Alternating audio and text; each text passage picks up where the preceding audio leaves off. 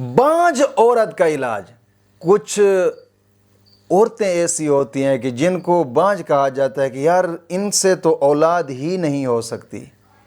نہیں یار، رب کی رحمت سے مایوس نہیں ہونا چاہیے، اس کی رحمت بہت وسیع ہے، بہت وسیع ہے۔ وہ چاہے تو پتھر سے بھی اونٹنی کو پیدا کر سکتا ہے۔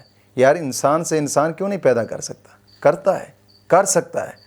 وہ بانجھ عورت سے بھی اولاد عطا فرما سکتا ہے، لیکن اس کے نام کو پکارا جائے اور صدق کے دل سے پکارا جائے اس کے نام کو۔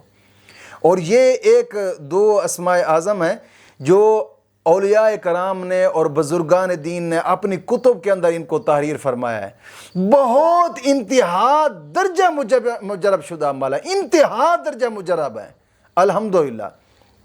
اور وہ اسماء اعظم اگر نماز فجر کے بعد اور عشاء کی نماز کے بعد 201 مرتبہ پڑھے جائیں اور پھر چلتے پھرتے اٹھتے بیٹھتے بھی ان اسماء اعظم کو پڑھا جائے، اور ان اسماء اعظم کو پڑھنے کے لیے کوئی دن مقرر نہیں ہے، دن مقرر نہیں ہے۔ جب تک جھولی میں رحمت نہیں پڑتی اس وقت تک ان اسماء اعظم کو پڑھتے رہیں، انشاءاللہ العزیز، انشاءاللہ العزیز۔ بزرگان دین فرماتے ہیں بہت مجرب شدہ یہ اسماء اعظم ہیں، ضرور مولا کریم انشاءاللہ بانجھ پن دور فرما کر اولاد جیسی نعمت سے نوازے گا انشاءاللہ العزیز۔ وہ اسماء اعظم کیا ہیں؟ یا مصور یا خالق، یا مصور یا خالق۔ یہ اللہ رب العزت کے پاک ناموں کو پکارے، انشاءاللہ العزیز مولا کریم ضرور بانجھ پن سے جناب علی نجات عطا فرمائے گا انشاءاللہ العزیز۔